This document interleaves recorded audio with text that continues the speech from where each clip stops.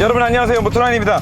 제네시스 G70 슈팅 브레이크를 타고 있습니다. 요즘에 현대도 그렇고 제네시스도 그렇고 옵션들이나 파워트레인 혹은 뭐 새로운 기술들, 디자인까지 파격적이고 새로운 시도들을 굉장히 많이 하고 있잖아요. 제가 봤을 때는 이 슈팅 브레이크도 굉장히 파격적인 시도다.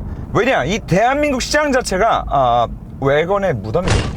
그래서 사실 이전에 현대가 그 i40 외건을 출시할 때도 와, 대단한 용기야, 짱이야. 저는 외건 좋아하는 사람이어서 막 박수를 쳤다가 i40 외건이 결국에 그 무덤으로 들어가셨죠.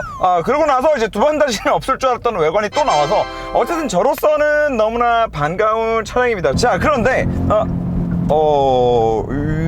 이게 저희 세단이랑 많이 달라요. 분명히 달라요. 근데 지금 일단 요 다른 느낌은 장점과 단점이 지금 공존합니다.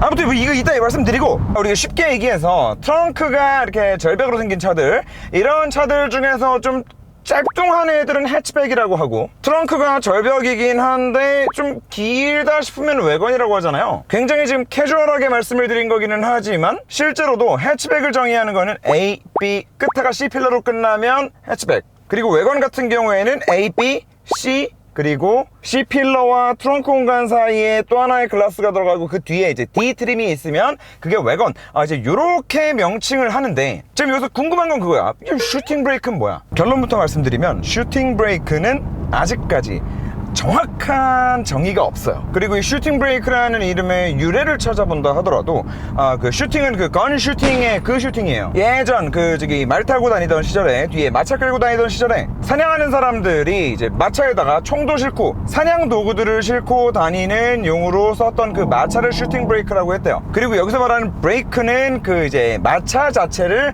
말하는 용어라고 하더라고요. 이 멈출 때 쓰는 이 브레이크가 아니고, 유래가 그렇다고 합니다. 맨 처음엔 저도 이 슈팅 브레이크라고 그러길래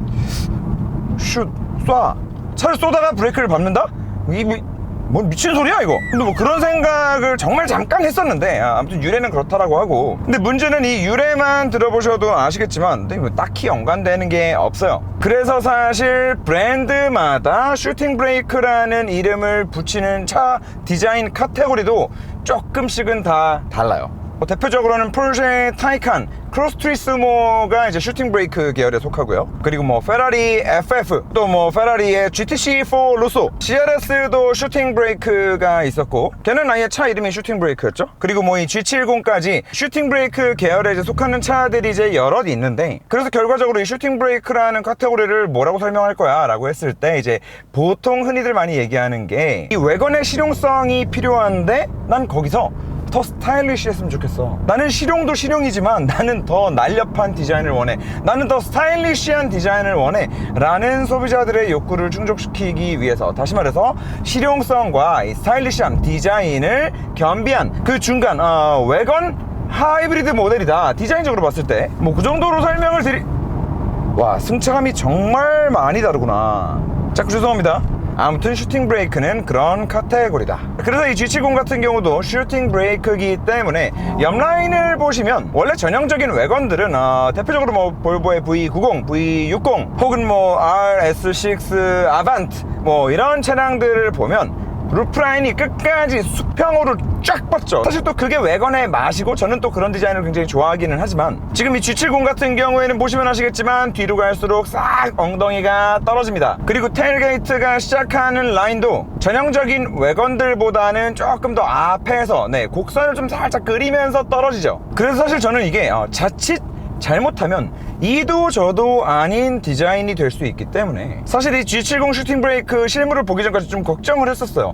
뭐 타이칸 크로스 투리스모야, 뭐 그건 외계인이 디자인하는 거기 때문에 그건 논외로 하고, 그리고 페라리 FF나 뭐 GTC4 루소 같은 차량들도 차값이 뭐 5억이 넘어가니까 그것도 좀 논외로 하고, G70에서 기존에 원래 있던 G70 세단을 가지고 얼마나 멋진 슈팅 브레이크 디자인을 만들어낼 수 있을까 솔직히 걱정을 좀 했었는데, 일단 결과부터 제 느낌을 말씀드리면, 앞모습 뒷모습의 디테일 빼고 일단 이 실루엣은 이 차가 지금 이 모델만을 위해 만들어진 디자인이 아닌데 대단하다. 그 CLS 슈팅 브레이크를 생각하시면 돼요.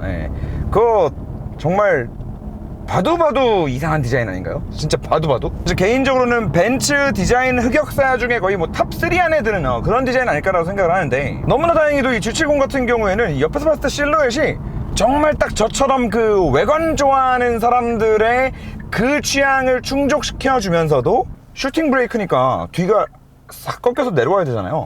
그 라인이 참 어색하지 않으면서도, 마지막으로 제일 마음에 드는 거는 슈팅 브레이크가 되면서 G70이 이번에 페이스리프트가 되면서 이 디자인이 사실 너무 동글동글해졌잖아요. 근데 가뜩이나 작은 차가 너무 동글동글 다 이렇게 만들어 놓다 보니까 진짜 너무 작아 보이는, 그래서 원래 기존 1세대 G70이 가지고 있던 그런 그 컴팩트한 달리는 차가 좀 주는 포스마저 좀 없어졌다라는 생각에 아쉬움이 있었는데, 오히려 이 슈팅 브레이크가 되면서 실제로 길어진 그 이상의, 시각적으로는 그 이상의 더 차가 길어 보이는 효과를 주는 것 같아요. 다만 이제 뒤에 테일램프가 트렁크 쪽 파트에 이렇게 점이 두 개 나눠져 있잖아요. 이게 아무리 생각을 해봐도 거기를 이어붙일 기술이 없었다는 말이 안 돼요. 왜냐면은 지금 뭐 제네시스 라인들에서 그렇게 한 줄로 이어붙인, 트렁크에 있는 파츠까지 이렇게 한 줄로 이어붙인 테일램프를 여러 번 보여줬기 때문에 이게 기술적으로 불가능했다고는 생각이 들지 않고, 뭔가 뜻이 담겨 있지 않았나라는 생각이 드는데, 어쨌든 조금 아쉬운 부분이긴 해요, 개인적으로. 그래서 만약에 제가 이 차를 산다면 거기는 그냥 뭐 랩핑으로 덮어버려도 뭐 크게 이질감이 없겠다, 오히려 그게 더 이쁘지 않을까? 왜냐면 G70 페이스리프트 세단 같은 경우에 트렁크에 그런 점이 없는데, 걔가 계속 보다 보면은 적응이 되거든요. 아무튼 그래서 이거 뭐 저 혼자만의 생각이긴 하지만 저 점은 조금 아무튼 이해는 안 된다. 하지만 그런 디테일들은 요 차 옆라인, 요 전체적으로 뒷궁뎅이가 가지고 있는 그 전체적인 실루엣과 볼륨감과 길어 보이는 바디 라인 때문에 좀 묻히는 것 같아요. 그리고 디자인 관련해서 마지막으로 드는 생각은, 얘가 요 옆 라인, 뒤쪽으로 갈수록 쫙 이어지는 길어 보이는 그 옆 라인이 너무 예쁘다고 말씀드렸잖아요. 그거 때문에 더 제가 그런 생각을 하는 건지 모르겠는데, 그 매트한 무광 실버 컬러가 있더라고요. 그 차가 미친 듯이 이뻐요. 오히려 그런 무광으로 광택감을 싹 다 죽여버리니까 그 길게 빠진 그 면이 오히려 되게 딱 그 면이 도드라지는 그런 효과를 좀 주는 게 아닌가. 그리고 그것 때문에 오히려 그 컬러는 테일램프가 별로 눈에 들어오지는 않아요. 또 뭐 그런 효과가 좀 있더라. 그래서 저는 뭐 디자인적인 부분에 있어서는 원래 G70 앞모습을 되게 안 좋게 평가했던 사람인데, 이전 리뷰에서 앞모습이야 뭐 여전히 뭐 제 개인 취향으로는 뭐 그렇긴 하지만 이 옆라인 자체는 외관을 너무 좋아하는 사람으로서 너무 반가운 차가 출시가 됐다. 자, 그리고 빨리 지금 승차감 말씀을 드려봐야 될 것 같은데, 지금 이 차를 타면서 계속해서 깜짝 놀라는 게, 그리고 아직까지도 그 이유에 대해서는 정확하게 파악이 안 되고 있는 부분이, 세단하고 승차감이 많이 달라요. 원래 우리가 알고 있는 G70의 승차감은 진짜 한마디로 요 작은 차체에 재미있는 운전을 하기에 너무 딱 적당한 단단함과 쫀쫀함을 순정해서 정말 잘 만들어놨다 라는 그런 느낌인데, 사실 지금 이 슈팅 브레이크 같은 경우에는 그 두 성향을 완전히 반대로 뒤집어 놓은 느낌이에요. 급차선 변경을 한번 딱 해도 얘는 G70 세단보다 뒤가 한참 늦게, 반박자 늦게 이렇게 좀 이렇게 질질 끌려 들어오는 느낌이 나는데, 단지 이게 세단에 비해서 무게 배분이 조금 변했다라거나 셰시의 디자인이 바뀌었다라는 이유만으로 이렇게 됐을 것 같지는 않거든요. 그리고 심지어 설계하는 사람들의 얘기를 들어보면, 이런 외건 타입의 차량들이 뒤쪽의 셰시 강성을 더 강하게 만들기에 유리한 구조다 라는 그런 얘기까지 있는 마당에, 단지 뭐 외건 타입으로 바뀌고 뭐 뒤가 더 길어졌기 때문에 뭐가 좀 더 흐물흐물하는 게 아닐까, 뭐 이런 것들은 좀 말이 안 된다고 보고, 이거는 어디까지나 얘가 슈팅 브레이크잖아요. 그래도 외건 계열의 차량으로서 GT카, 그랜드 투어러 차량으로서의 성격을 가져야 하기 때문에 승차감을 소프트하게 좀 변경한 게 아닐까라는 그런 생각이 일단 들어요. 자, 지금 컴포트 모드거든요. 이야, 그러니까 얘 자체가 막 너무 고급스럽다까지 가는 건 아닌데, 그 G70 세단과 비교하면 얘는 오히려 승차감이 스팅어에 좀 가까워요. 스팅어도 타보면 그 GT카로서 고속 항속할 때 나름대로의 그 묵직함을 주는, 그러면서도 좀 편안함을 만들어주는 그런 고속에서 주는 안정감이 굉장히 그 가격을 생각하면 괜찮은 차란 말이에요. 그리고 또 반대로 스포츠 모드를 아무리 놔도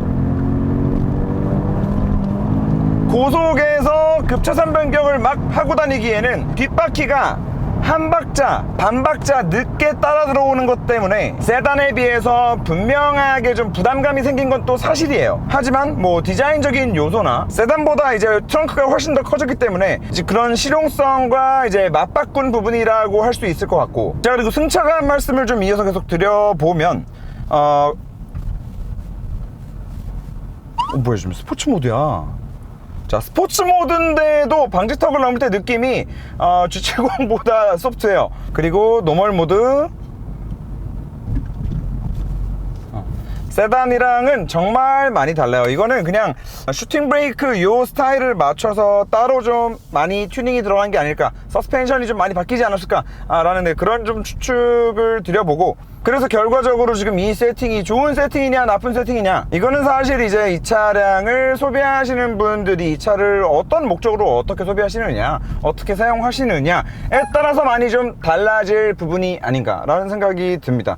일단 우리가 원래 생각하는 그 G70의 느낌으로 좀 예쁘게 튜닝도 하고, 난 펀 드라이빙을 하고 싶어, 나는 그런 날렵한 코너링을 막 즐길 거야, 차가 경쾌하게 내가 원하는 대로 내가 움직이는 대로 잘 따라와 주는 게 좋아 라는 분들한테는 사실 슈팅 브레이크는 맞지 않는 것 같아요. 하지만 나는 컴포트한 럭셔리한 차가 필요해. 근데 그렇다고 해서 차가 클 필요는 없는 거잖아. 나는 큰 차는 싫어, 운전하기 불편해. 하지만 좀 컴팩트하면서 스타일리시하면서 고급스러우면서 때로는 실용적인 차량이 있었으면 좋겠어 라고 하시는 분들한테는 사실 세단보다 나은 대안이라고 본다. 그리고 어찌 보면 대다수의 많은 분들은 방금 말씀드린 케이스 중에서 다 후자 쪽 아니실까. 네. 그런 차원에서 봤을 때는 나쁘지 않다. 그리고 말씀드리는 김에 옵션 관련돼서도 조금 말씀을 드리고 싶은 부분은, 이거 이제 전에 리뷰할 때도 말씀을 드렸었죠. 파워트레인은 G70은 무조건 2.0 터보를 선택하시는 게 맞습니다. 근데 웃긴 건 2.0 터보만 팔더라고요. 저는 이전 모델 2.0이랑 3.3을 고를 수 있을 때부터 항상 2.0을 사시라고 말씀드렸던 사람인데, 어쨌든 얘는 2.0밖에 없더라. 그래서 뭐 사실 그때 그렇게 말씀드렸던 이유는 그거죠. 여기 들어가 있는 4기통이 이제 4기통도 4기통 나름인 거예요. 그 벤츠 같은 경우도 이 클래스가 지금 페이스리프트 되기 전에 들어가 있던 그 구형 4기통 가솔린 엔진은 진짜 이게 디젤 엔진이냐고, 디젤이냐? 그렇게 욕을 했던 그런 엔진인데, 똑같은 4기통인데 페이스리프트 되고 엔진이 신형으로 바뀌었단 말이에요. 그러고 나서 완전 차가 달라졌어. 너무 정숙해졌단 말이야. 진동도 마찬가지예요. 4기통도 밸런스 샤프트 넣고 뭐 연료 분사를 어떻게 하냐, 그리고 실내 MVAC를 어떻게 하고 엔진 마운트를 어떻게 만드냐, 여러가지 4기통이라는 거를 제외한 나머지 제반사항들로 커버가 될 수 있는 것들이 굉장히 많아요. 근데 G70 여기 들어가 있는 2.0 4기통도 그렇고, 제네시스에 들어가는 2.5 터보 4기통도 그렇고, 둘 다 정말 훌륭한 상품성을 갖춘 4기통이다 라고 말씀드릴 수 있어요. 그래서 그래도 내가 제네시스를 사는데 4기통 너무 좀 안 맞지 않아, 이건 걱정하지 마세요. 이거 걱정하지 마세요. 이거 별로 아무 생각 없이 타면은 아이들링 시에 4기통인지 6기통인지 크게 분간이 안 갈 정도로 정숙하고 진동이 올라오지 않습니다. 벤츠의 OM656 직렬 6기통 디젤 엔진 타면 처음에 그 차 디젤 엔진인지 분간 못 하시는 분들 되게 많거든요.